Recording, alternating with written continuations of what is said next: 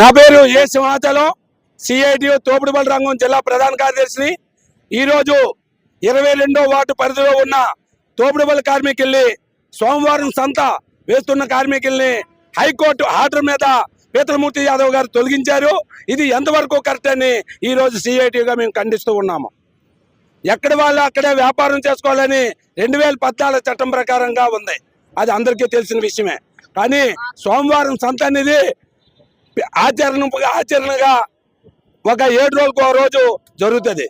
అంటే ఒక చిన్న పనులు చేసుకొని ఒక తాపీ మేస్త్రి కాండి చిన్న వాళ్ళందరూ కూడా వారం నాడు బట్టుబడి తీసుకొని ఒకే రోజు సామాన్లు కొనుక్కుంటారు. సంత అనేది ట్రాఫిక్గా ఉంటుంది. చిన్న ఐటమ్ కానివ్వండి పెద్ద ఐటమ్ వరకు దొరుకుతుంది. అదే వాల్మార్ట్స్ కంపెనీకి వెళ్ళి కొనాలంటే ఒక కార్మికుడు 500 రూపాయలు 400 రూపాయలు అందుకునేవాడు. ఏ రోజు నేను కొనగలవండి. ఈరోజు పీతలమూర్తి యాదవ్ పెద్ద డబ్బున్న కార్పొరేట్ సంస్థలైన పెద్ద అపార్ట్మెంట్లు కార్లు వెళ్ళలేదని, అంబులెన్స్ వెళ్ళలేదని ఈ సంతని ఇలాగా అక్కడున్న తోపుడుబల కార్మికుల్ని 24 గంటలు వ్యాపారం చేసుకున్న కార్మికుల్ని తొలగించడం అనేది ఎంతవరకు కరెక్ట్ అనేది సిఐటియు ఖండిస్తూ ఉంది. ఎక్కడ వాళ్ళు అక్కడ వ్యాపారం చేసుకోవడానికి అనుమతులు ఇవ్వాలి, వెండింగ్ జోన్స్ ఏర్పాటు చేయాలి అని చెప్పి ఈరోజు సిఐటియు డిమాండ్ చేస్తూ ఉంది. అలాగే కానీ అట్లా నగరం మీద మొత్తం మీద ఉన్న 98 వార్డుల్ని సేకరించి జీవీఎంసీ ముట్టడి చేస్తాను. అవసరమైతే పీతలమూర్తి యాదవ్ పార్టీ నుండి సస్పెండ్ చేసే వరకు కూడా ఈ పోరాటాన్ని కొనసాగిస్తామని చెప్పి సిఐటియుగా మనం చేస్తూ ఉన్నాం. కామ్రేడ్ నాది కళాబర్ తోపుడుబల సంఘంలో ప్రెసిడెంట్ని. అక్కడ నాకు ఒక షాప్ ఉంది.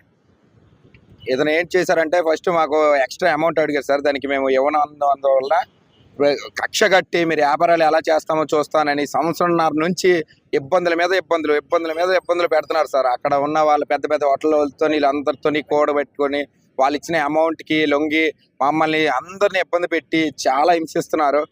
కోర్టుకి 4 సార్లు హైకోర్టులో వేశారు సార్ పిటిషన్. అది వినపేసరికి జీవీఎంసీ కమిషనర్ మీద, పోలీస్ కమిషనర్ మీద నేమ్స్తో సహా మెన్షన్ చేసి కేసు వేశారు సార్. నిషా అండి, 22వ వార్డు కళాబర్త్ లైన్ లో తోపుడు బండ్లో నోటీస్ బండి. నేను చదువుకున్నాను, ఎడ్యుకేటెడ్ అయిన కూడా సెల్ఫ్గా కాలనీ బ్రతకాలి, మా హస్బెండ్ ని సాయం చేస్తూ వ్యాపారం చేసుకుంటున్నాము. కోర్టులో మా మీద 4 సార్లు హైకోర్టులో కేసు వేశారు. అయినా సరే హైకోర్టు తీర్పుకి మేము గౌరవించి మేము వ్యాపారాలు మానేసి ఆ కోర్టు తీర్పు ప్రకారం మేము మారుమూలన మా ఇంటి దగ్గర పార్కింగ్ ఉన్న బళ్ళు తెచ్చి మొత్తం ధ్వంసం చేశారండి. మా బళ్ళుని ధ్వంసం చేయమని హైకోర్టు తీర్పు ఇచ్చిందండి. ఇప్పుడు అక్కడ బళ్ళు తీసేస్తే మేము ఎలా బతకాలి? 150 కుటుంబాలు బతుకుతున్నాయండి. ఇప్పుడు 10 రోజులు బట్టి ఒక వ్యాపారం లేదు, చేతులు డబ్బులు లేవు, అద్దెలు కట్ట పిల్లల్ని చదివించుకోవాలి. మేము ఎలా బతకాలి? మేము ఎలా జీవించాలి? మాకు ఆధారం అంటూ ఏమి లేదు. ఉన్న ఆధారం బండి మొత్తం కూలగొట్టాడు. ఇప్పుడు వ్యాపారం చేసుకొని ఇచ్చినా సరే నాకు చేసుకునే అవకాశం అంటూ కూడా లేదు. నా బతికి వాళ్ళు వీధి పాలు చేస్తాడండి. ఓటేసి గెలిపిస్తున్నందుకు ఇలాంటి పీతలమూర్తి యాదవ్ కార్పొరేట్ ఎన్నుకున్నందుకు నా బ్రతికి వీధి పాలు చేస్తారు. మాకు ఎప్పుడు మీడియా ముందుకు రావడం, రోడ్డు మీద ఎప్పుడు తెలియని వాళ్ళు కూడా వీధుల మీద రెప్పించి ఇలా మాట్లాడి దుస్థితి తీసుకొచ్చారండి. అడుగుల దుస్థితి కూడా తీసుకొచ్చారండి. దయచేసి కార్పొరేటర్ మాకు వద్దండి, కార్పొరేట్ వ్యవస్థ కూడా మాకు వద్దు. ఇలాంటి కార్పొరేటర్ని సస్పెండ్ చేయండి సార్. మేము బతిమాడుతున్నామండి. టోటల్గా మా జీవితాలు రోడ్డు మీద పడితే ఇలాంటి కార్పొరేటర్ మాకు వద్దండి.